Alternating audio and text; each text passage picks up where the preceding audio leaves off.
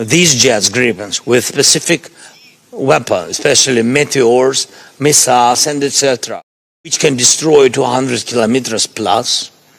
So we think that we will push out these jets, Russian jets, and they will not be able to use massively aerial bombs. We need these jets.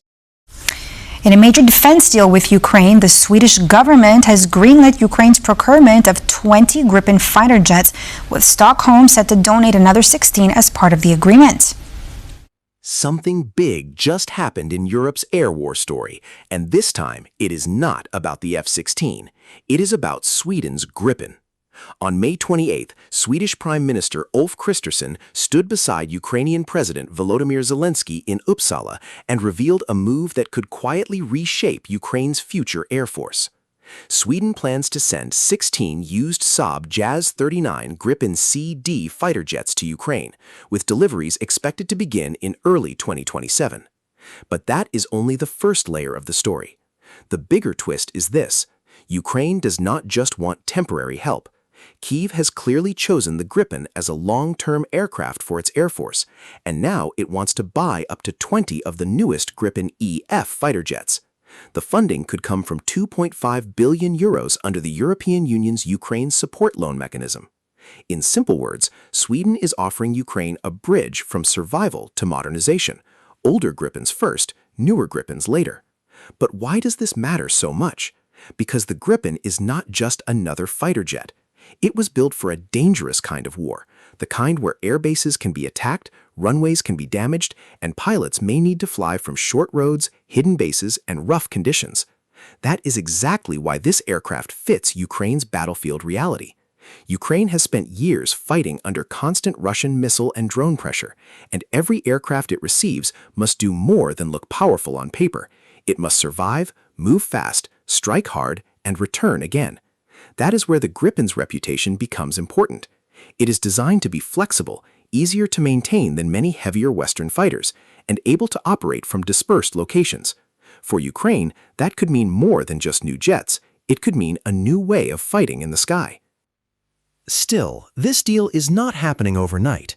The first 16 Gripen C/D aircraft are expected in 2027, but only after Ukraine completes the purchase agreement and Sweden secures the required export approvals. The newer Gripen EF aircraft could begin arriving by 2030, meaning Ukraine is planning not just for the next battle, but for the next decade of air defense.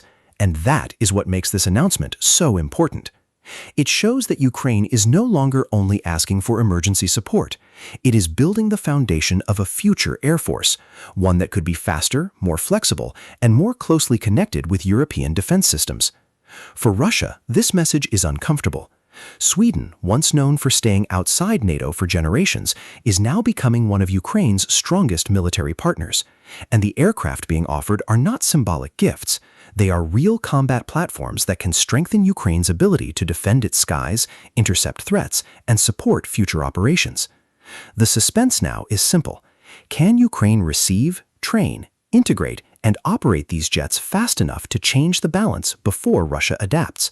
Because if the Gripen enters Ukrainian service successfully, it may not just add another fighter to the war.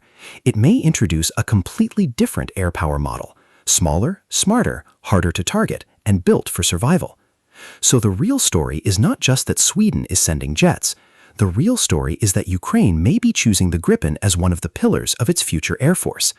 16 aircraft could arrive first, 20 newer jets could follow, and behind those numbers is a much bigger question. Is this the beginning of Ukraine's next-generation air shield? Ukraine's air force is slowly changing, and this new move could become one of the biggest turning points yet. For months, Ukraine has been receiving Western fighter jets, including American F-16s and French Mirage 2000s.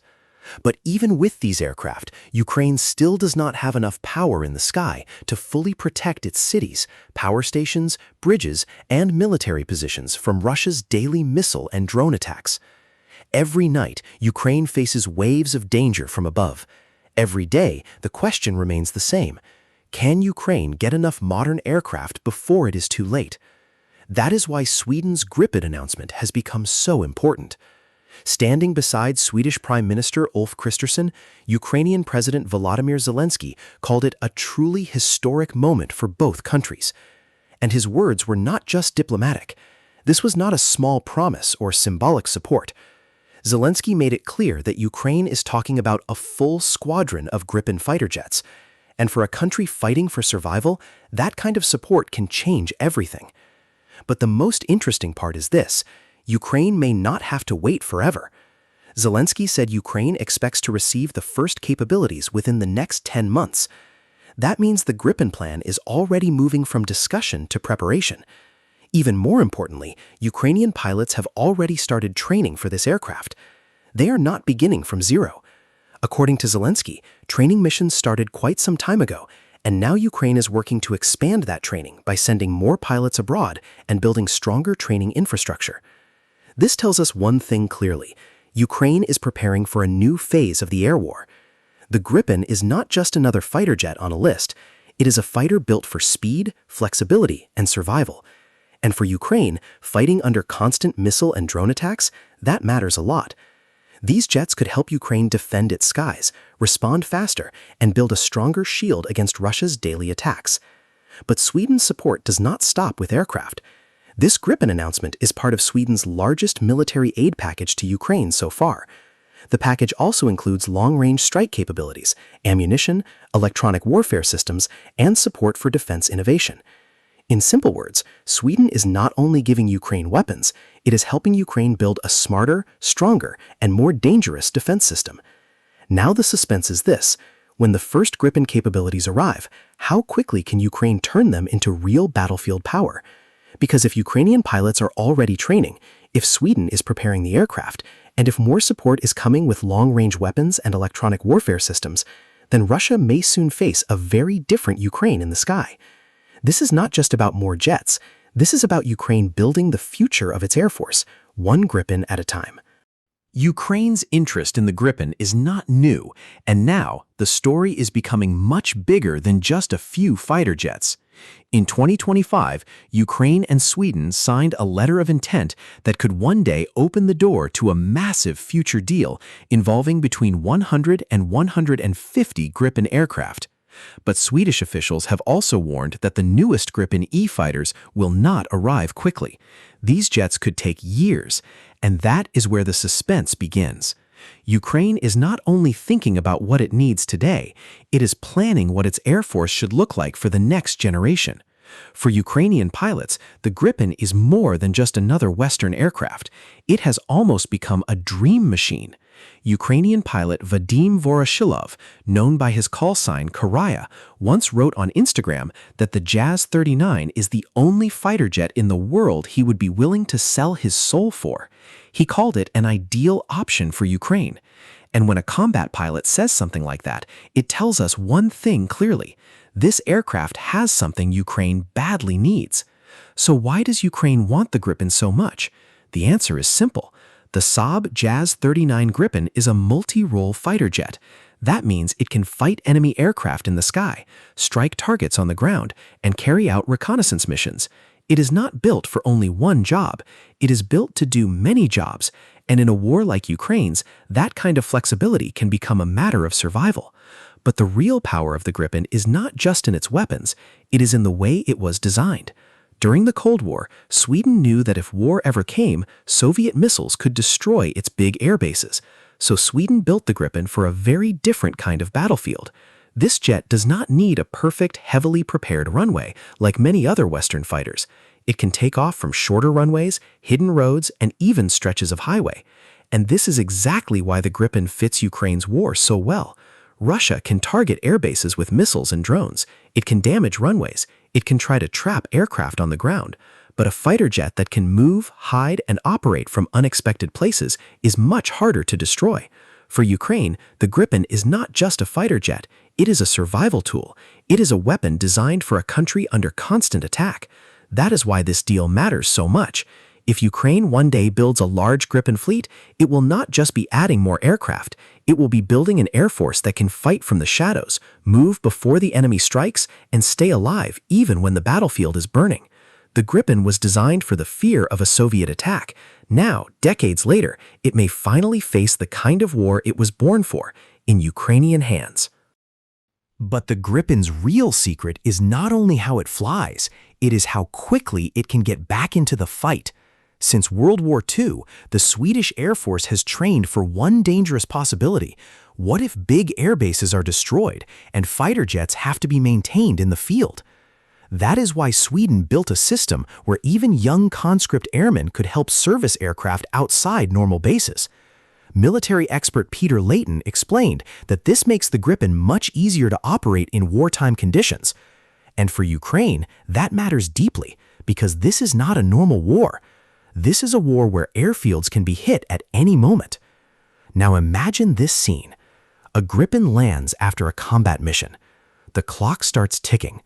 Mechanics rush toward the aircraft. Fuel goes in, missiles are loaded, the pilot prepares again.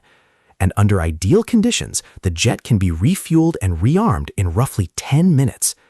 That means the Gripen is not designed to sit quietly on the ground. It is designed to strike, return, reload, and strike again before the enemy can fully react. In a war where every minute can decide life or death, this fast turnaround could become a serious advantage for Ukraine. There is another small detail that could make a big difference.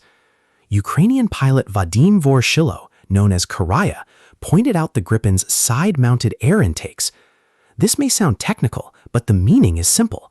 Because the air intakes are placed on the sides, there is less risk of stones, dust, and broken runway debris being sucked into the engine. And in Ukraine, where Russian strikes often damage airfields, that detail could help keep the aircraft alive and flying when conditions are far from perfect. But the Gripen is not only tough, it is dangerous. It can carry a wide range of NATO weapons, including Iris-T, AIM-9 Sidewinder, AIM-120 AMRAAM, and the powerful Meteor air-to-air missile. And this is where the story becomes even more serious. Military historian and weapons expert Andriy Karuk said one major advantage of the Gripen over the F-16 is its ability to carry the Meteor missile. That missile gives the Gripen a long-range punch in the sky, the kind of weapon that can force enemy aircraft to think twice before coming closer. So this is why Ukraine wants the Gripen so badly. It is not just because it is a modern fighter jet. It is because the Gripen was built for the exact kind of war Ukraine's fighting now. A war of damaged runways, hidden bases, fast reloads, constant missile threats, and skies full of danger. The Gripen can move fast, return fast, fight again fast, and carry weapons that can change the air battle. And if Ukraine gets this aircraft in serious numbers, Russia may face a new problem in the sky. A fighter jet that is not only hard to destroy, but also ready to come back again and again.